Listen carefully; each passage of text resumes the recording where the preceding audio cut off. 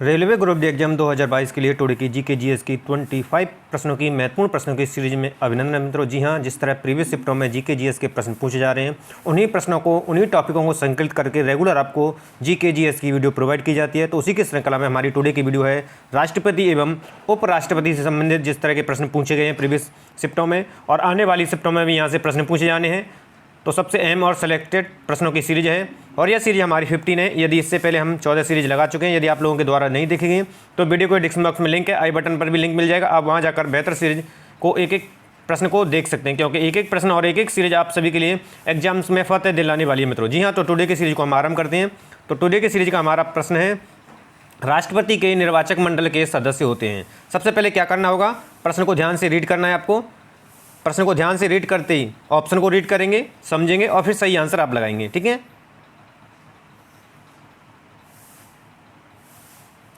तो यहां से इसका राइट आंसर हो जाएगा ऑप्शन डी, केवल 1, 3 और 4। यानी कि संसद के दोनों सदनों के निर्वाचित सदस्य पूछा जाएगा कि ये किस अनुच्छेद के तहत जोड़े गए, तो अनुच्छेद 54 के तहत, ठीक है। राज्यों की विधानसभाओं के निर्वाचित सदस्य और दिल्ली और पांडिचेरी के विधानसभाओं के निर्वाचित सदस्य। ये दिल्ली और पांडिचेरी को संविधान के 97वें संशोधन अधिनियम 1992 के द्वारा ही जोड़ा गया था, ठीक है। इसको याद रखेंगे आप। तो आंसर यहाँ से डी करेक्ट हो जाएगा। अगला प्रश्न आपका, भारतीय राष्ट्रपति के विषय में निम्नलिखित कथनों पर विचार कीजिए। तो प्रश्न को समझते हुए जवाब देंगे आप। तो यहां से इसका राइट आंसर जाएगा ऑप्शन सी, केवल 1 और 2। यानी कि वह भारत का नागरिक हो और वह 35 वर्ष की आयु पूरी कर चुका हो, जो कि राष्ट्रपति के लिए उम्मीदवार होगा, ठीक है। और यह जो तीसरा दिया हुआ संसद का सदस्य निर्वाचित होने की योग्यता रखता हो, ये जो कथन है वो गलत दिया गया, ठीक है। और जो सही है वो ये है कि लोकसभा का निर्वाचित सदस्य होना चाहिए उसे। अगला प्रश्न आपके लिए, भारत का राष्ट्रपति अपना त्यागपत्र किसको संबोधित कर देगा।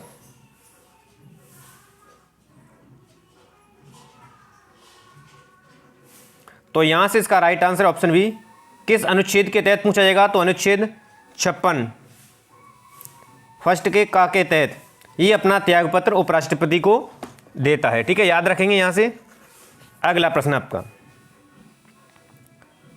भारत के निम्नलिखित राष्ट्रपतियों में से कौन ट्रेड यूनियन आंदोलन से संबंध रहे हैं। ऐसे कौन से राष्ट्रपति थे, सो नाम दिए हैं। यहां से प्रश्न को रीड करेंगे, ध्यान से समझेंगे। तो यहां से इसका राइट आंसर है ऑप्शन ए, वी गिरी। और ये कौन से नंबर के राष्ट्रपति थे, तो आपको जवाब देना है 4th नंबर के, यानी चौथे नंबर के ये राष्ट्रपति थे, ठीक है। अगला प्रश्न आपका, भारत सरकार का संवैधानिक अध्यक्ष कौन होता है।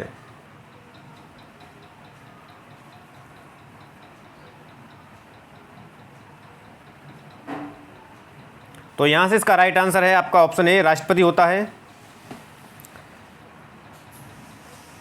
और किस अनुच्छेद के तहत होता है, याद रखना है, तो 53 के फर्स्ट के तहत अनुसार यह संघ की कार्यपालक की शक्ति राष्ट्रपति में निहित होती है, ठीक है। याद रखेंगे ये। अगला प्रश्न आपका, भारत के राष्ट्रपति या उपराष्ट्रपति के निर्वाचन से संबंध में विवादों का समाधान कौन कर सकता है। निर्वाचन संबंधी जो भी राष्ट्रपति उपराष्ट्रपति हैं उनके विवादों का निराकरण कौन करेगा या समाधान कौन करेगा। तो यहाँ से इसका राइट आंसर है ऑप्शन सी, सर्वोच्च न्यायालय। किस अनुच्छेद के तहत, तो ये बताना है आपको, तो अनुच्छेद 71 के फर्स्ट के तहत, ठीक है। इनके विवादों का निपटारा जो है सर्वोच्च न्यायालय करेगा। अगला प्रश्न आपका, केंद्र और राज्य के मध्य संसाधनों के वितरण के लिए सुझाव देने हेतु राष्ट्रपति द्वारा किस निकाय का गठन किया जाता है।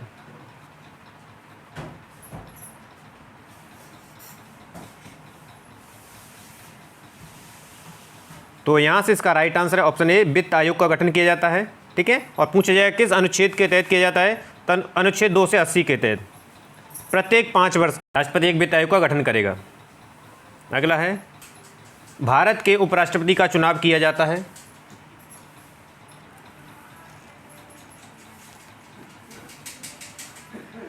तो यहाँ से इसका राइट आंसर जाएगा ऑप्शन ए की ओर, संसद के सदस्यों द्वारा।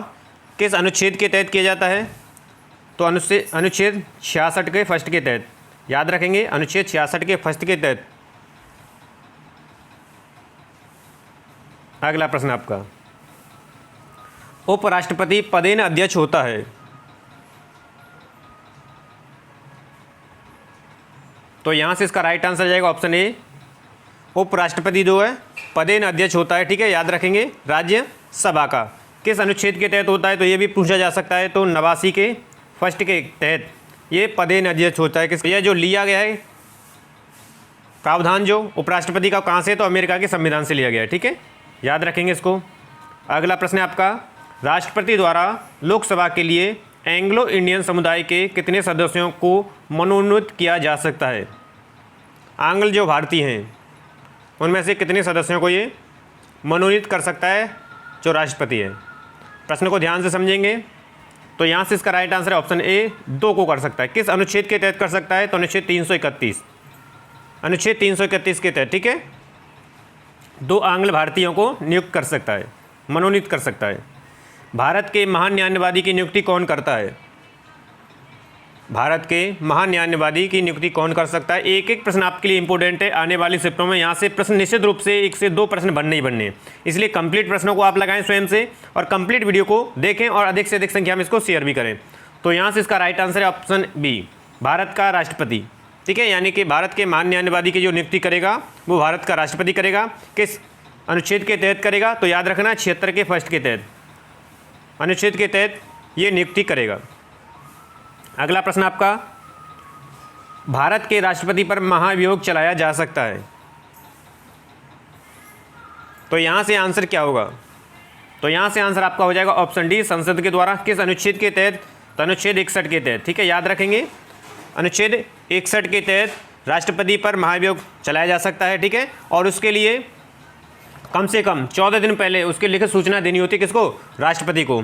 और इसके लिए सदन के सदस्यों की कुल संख्या के कम से कम जो है 1/4 होना चाहिए, हस्ताक्षर होने चाहिए, और जो बहुमत से पास होने चाहिए। कुल सदस्य जो हैं संसद के 2/3 बहुमत से पारित किया जाना चाहिए। अगला प्रश्न, निम्नलिखित में से किसे भारत के राष्ट्रपति के रूप में निर्विरोध चुना गया था। प्रश्न को ध्यान से समझेंगे, ऑप्शन को रीड करेंगे।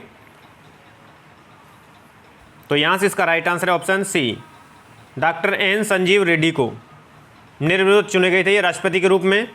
अगर इनके कार्यकाल की बात की जाएगी तो इनका कार्यकाल रहा था, तो इनका कार्यकाल जो रहा था 1977 से 82 के बीच। और ये किस नंबर के राष्ट्रपति थे, ये 6वें नंबर के थे, ठीक है, याद रखेंगे, 6 नंबर के ये राष्ट्रपति थे जो निर्विरोध चुने गए थे। नेक्स्ट आपका, निम्न में से भारत के वह राष्ट्रपति कौन थे जो 2 बार राष्ट्रपति के पद पर रहे थे, 2 बार राष्ट्रपति के पद पर रहे। तो यहाँ से इसका राइट आंसर जाएगा option D, doctor Rajendra Prasad. अगला प्रश्न आपका, भारत के राष्ट्रपति किसका एक अभिन्न अंग होता है, जो राष्ट्रपति होता है वो किसका अभिन्न अंग होता है। तो याद रखेंगे यहाँ से आंसर जाएगा ऑप्शन ए, संसद का एक अभिन्न अंग होता है राष्ट्रपति, अनुच्छेद 79 के तहत, याद रखेंगे, अनुच्छेद के तहत,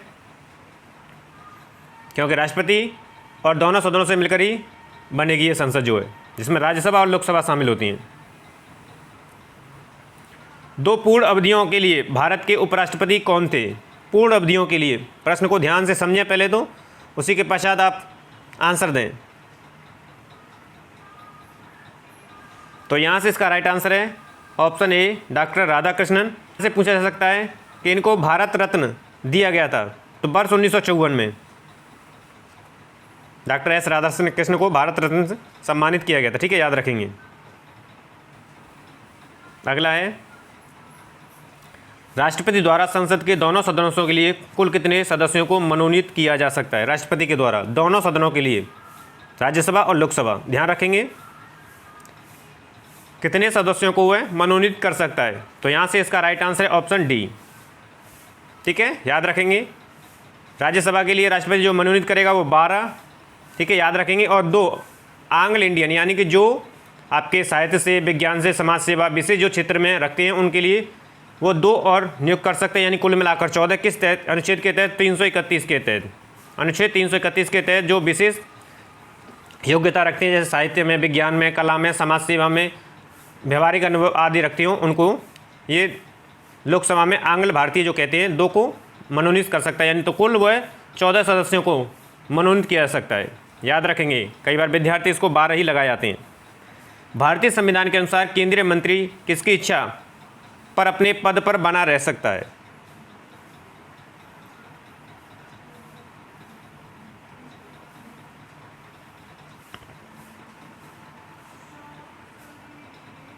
तो यहाँ से इसका राइट आंसर है ऑप्शन ए, भारत के राष्ट्रपति। और किस अनुच्छेद के तहत प्रधानमंत्री की जो है नियुक्ति करेगा राष्ट्रपति? तो याद रखेंगे 75 के फर्स्ट के तहत जो है प्रधानमंत्री की नियुक्ति राष्ट्रपति करेगा, ध्यान रखेंगे इसको।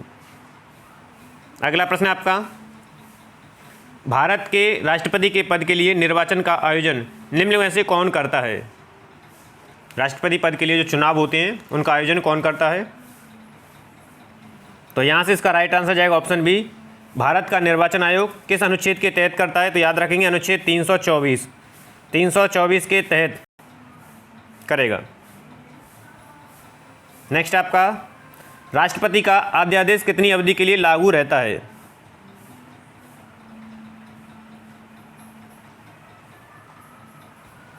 तो यहाँ से इसका राइट आंसर ऑप्शन बी, 6 माह के लिए। और राष्ट्रपति को यह किस अनुच्छेद के तहत शक्ति प्रदान की गई है कि उसका अध्यादेश जो 6 माह के लिए रख सकता है? तो अनुच्छेद 123 के तहत, ठीक है, जारी करने की शक्ति प्रदान की गई है। तो ये याद रखेंगे। ये थे टुडे के सबसे अहम और सेलेक्टेड जीके जीएस के सबसे महत्वपूर्ण प्रश्न जो कि आने वाले शिफ्टों में निश्चित रूप से बनने यहाँ से प्रश्न। टुडे के प्रश्नों का संकलन यदि पसंद आए मित्रों तो वीडियो को लाइक और शेयर करेंगे। चैनल को अभी तक सब्सक्राइब नहीं किया तो चैनल को आप निशंक कोचों का सब्सक्राइब कर लीजिए ताकि रेलवे ग्रुप डी एवं अन्य कंपटीशन एग्जाम की बेहतर तैयारी बनी रहे और आपका रिवीजन भी समय पर चलता रहे। मित्रों मिलते हैं हम नेक्स्ट वीडियो के साथ, तब तक आप सभी को नमस्कार है, धन्यवाद।